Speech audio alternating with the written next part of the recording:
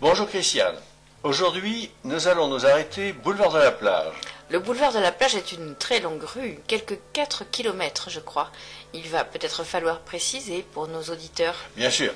Alors disons entre le casino et le petit port de plaisance. Un numéro peut-être? Oui, au 127, devant l'immeuble Les Pêcheries. Alors, nous allons parler de la pêche à Arcachon? Oui, puisqu'il y avait à la place de cet immeuble une grande pêcherie. Mais si l'on s'arrête un instant devant justement cet immeuble, une plaque commémorative nous renseignera sur deux activités très importantes d'Arcachon d'hier et d'aujourd'hui. Oui, Arcachon est arrivé au 2e rang des ports de pêche français au début du XXe siècle. Et d'autre part, l'activité hôtelière liée au bain de mer et au tourisme. Alors, donnons-nous rendez-vous sur le boulevard de la Plage, au 127, devant l'immeuble Les Pêcheries.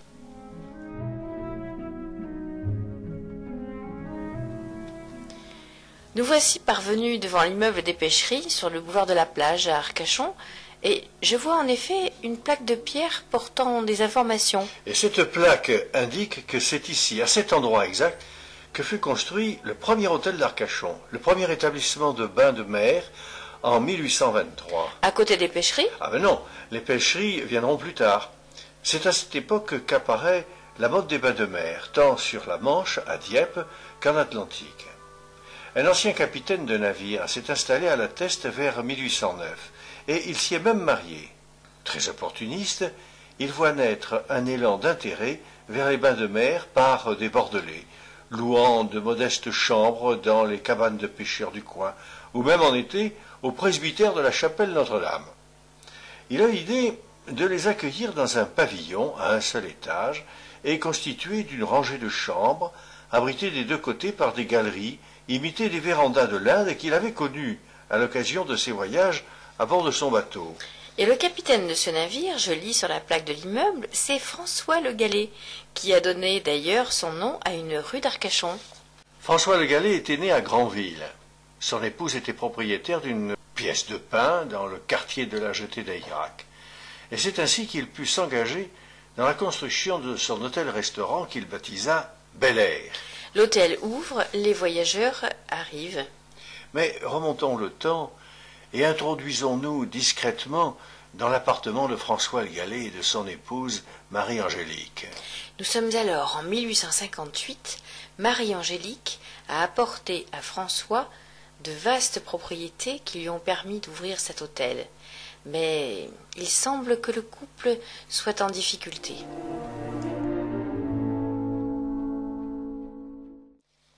François, les affaires de l'hôtel me donnent beaucoup de soucis, tu sais. Mais rassure-toi, Marie-Angélique, depuis 1823, date à laquelle nous avons ouvert notre hôtel, nous lui avons donné un essor considérable.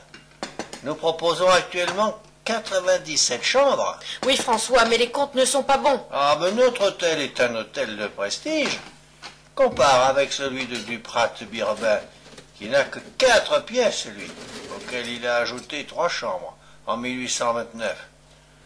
Un pauvre résigné, sans envergure. Devenus les établissements Lesca et l'hôtel du Périgord. C'est un concurrent. Mais Tindel aussi est un concurrent. Mais depuis 1841 que le train arrive à la Teste, notre clientèle s'est multipliée. Et nos concurrents aussi. Mais avant, il fallait 13 heures pour venir de Bordeaux, en voiture à cheval. Et maintenant, on arrive à Irak en 2 heures. Mais ce n'est plus Irak. François, c'est Arcachon, puisque depuis le 2 mai 1857, nous ne sommes plus à la Teste. C'est une ville nouvelle, moins connue que la Teste, certes. Mais regarde, en 1849, la route de la Teste à Notre-Dame a été tracée. Je l'avais aménagée d'ailleurs jusqu'à l'hôtel à mes frais. Oui, elle a été achevée il y a 5 ans seulement. Oui, en 1853, avec même des réverbères. Heureusement, l'abbé Moule, ça fait beaucoup pour son église. Ah ben oui, Notre-Dame est succursale, et maintenant. Et ces processions religieuses sur l'eau nous ont amené beaucoup de clientèle. Mais il y a des bornes fontaines qui ont été installées dans les rues et notre hôtel n'est plus le seul à disposer de l'eau courante. Mais c'est un progrès. De même que les 8 réverbères espacés de 380 mètres sur le boulevard de la Plage. Pas loin de l'hôtel, une poste, un bureau de poste s'est ouvert au 104 avec une boîte aux lettres. Il y a 2 distributions de courrier et 2 départs par jour, dimanche compris. Qui sait si dans 100 ou 150 ans, il n'y aura pas encore plus de levées et de distributions. Tu es un optimiste, François. Et la jetée d'Irak, toute neuve depuis 1845, à 2 pas de chez nous. Prions le ciel qu'il t'entende, François. Espérons des jours meilleurs. Et le courant est lancé, Christiane. Quelqu'un dira même d'Arcachon que c'est l'Océanie française, Tahiti à quelques kilomètres de Bordeaux. Et l'on élèvera même un premier casino en 1850 en bordure de la plage à quelques 100 mètres du petit port de plaisance actuel, vers l'ouest. Arcachon a donc connu 3 casinos, celui-ci, le casino Mauresque, et l'actuel casino de la plage après 1903. Mais revenons à notre plaque apposée à l'entrée de l'immeuble, les pêcheries au 127 boulevard de la plage. Elle mentionne aussi une activité différente. Ah oui, mais là, c'est une activité halieutique. Halieu quoi? Halieutique, oui, c'est un mot savant que j'ai voulu placer pour m'amuser. Halieutique, qui concerne la pêche. C'est vrai que nous sommes devant l'immeuble des pêcheries. La pêche traditionnelle à Arcachon se pratiquait à bord d'embarcations, de chaloupes non pontées, manœuvrées par une douzaine d'hommes à la rame. Le franchissement des passes, ce passage entre le bassin et l'océan, et la navigation en haute mer dans ces frêles esquifs était fort risqué.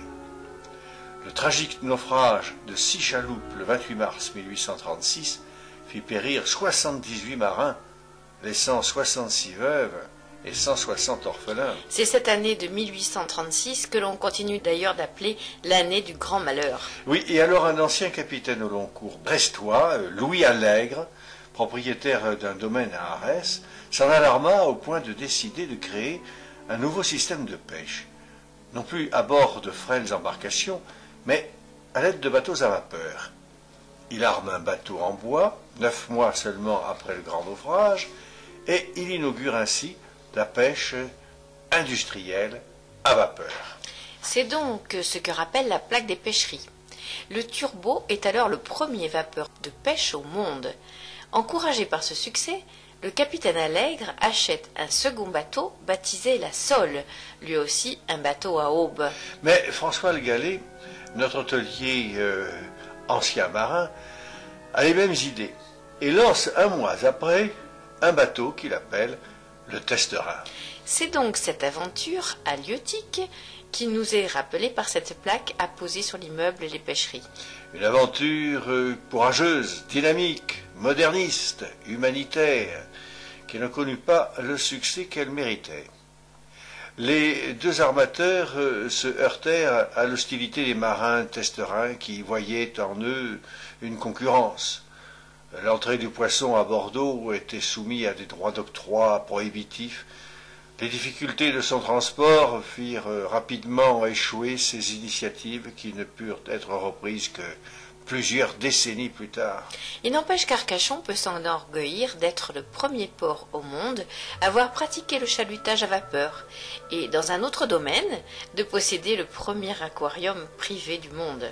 Voilà donc Arcachon, ville pionnière également dans le domaine des bains de mer et qui continue à proposer des plages de sable fin gratuites, longeant une eau calme et renouvelée à chaque marée 2 fois par jour. Ce qui n'est pas le cas sur toutes les plages de France.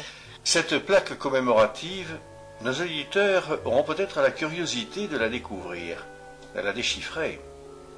Elle leur permettra peut-être aussi de découvrir l'endroit de ce premier hôtel d'Arcachon, côté mer, et d'imaginer ce que pouvait être la ville en 1823. Il y a presque 200 ans.